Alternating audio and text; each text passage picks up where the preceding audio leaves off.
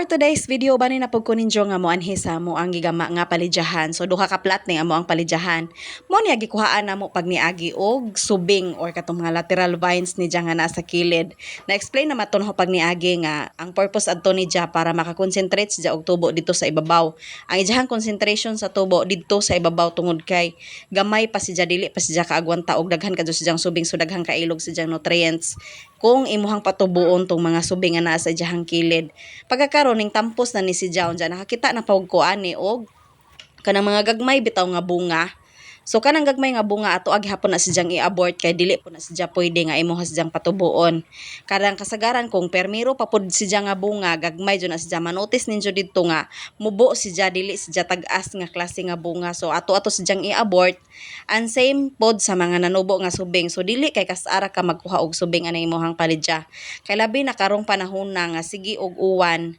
Sahong nabantayan paspas jud kadto si Jang nagtubo ang mga subing unsa ambot og tanan ba nga mga palidya. Di ko sure sa mga uban diha nga nagtanom og palidya na notice ba ninyo nga aghawang palidya pagkakaron daghan kadto si jag sanga pag abot dito sa ibabaw daghan kadto si jag ng subing pero dili kadto si jag ingon ana jud ka gwapa nga pagka basta kay nakaabot na siya sa dito sa babaw nakatampos na si Jah pero di kadto si Jah bitaw kanang dagko man siya lugas pero dili si Jah ingon ana bitaw nga kanang murag na deform agi jahang forma ba naa man jud na ikaw galingon nga forma ang kanang ijahang kuano lindog. So kadto si Jah is nay murag na nga deform or nay nasubraan kadaghan so kani pud gihapon ni siya gikuhaan bisag hing-abot na ni si Jah sa ibabaw gihapon si Jah gipangkuhaan kay para males tingali tungod man siguro ni sa sige uwan or di ko sure jud nga kanang unsay naka-cause ani gihapon siya gikuhaan kay para kanang malesen pod gamay agi jahang kanang mga sanga-sanga dito sa ibabaw kay daghan tungod murag na sobrahan ra jud siya kadaghan sa sanga. Malipay gud tapos ta og daghang sanga pero aghang nabantayan ani kanay mga nauna og tampos dito sa ibabaw murag sobraan ra jud pod siya kadaghan.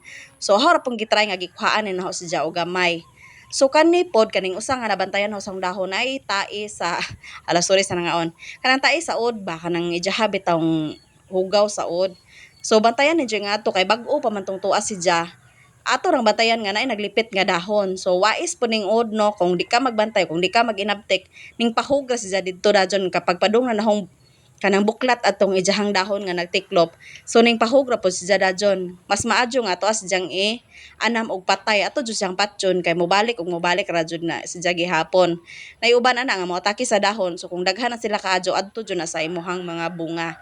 So mao ni si Jah katong mga sanga-sanga nga hungingon nga medyo na deform or di ka to siya porma wa ka to siya mukatay mo ra siya naggitikungkong ba mo na hong gikuhaan og gamay or tungod baka pod kay wa ko kaadyoy kanang katayan dili siya sut-sut ang pagkakatayan kay mahadlok mo kumubutang og daghan kadsong kahoy kay basin og mahugno pero ang ho na lamang choice pod ani hingkuha na lamang po ko og kahoy dili na jud ni siya mga gwapang kahoya pang sugnod unta ni namong kahoya kay pinuong nagigikan aning mahugan ni aho na lamang po ni siya gikuha bahalag mugbo kay naa na magutos dai nakauna jud daan nga nakapormada na daan ba katong ijahang katayan naunsa ijahang katayan so kani karon nahuan na laman ni siyang ipuno or hang isangga na laman kay basin og tungod baka pod sa kanang way sangga mo tong medyo hinglaylay si Jah or murag hing tikongkong si Jah so kani ang gipangkuha nga kahoy aho na laman ni siyang pangsangga pang support na laman ni adto kay palamuot agahong unang gipangkuha mo to makita ninyo sa video nga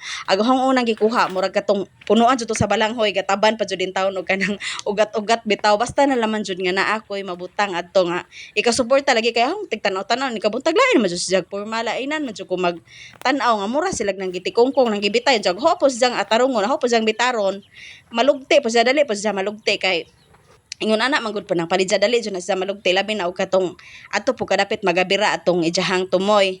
So mao nang ahoan na lamang si Janggi pangbutangan ani dili na jud ni si Jagwapa nga pagkakahoy dili na siya ingog mga tuled unlike sa una namo nga pagipangbutang kay kani tinujo man jud ni namo kuha ning unang mga kahoy ani katong mga buhi pa ni si Jah.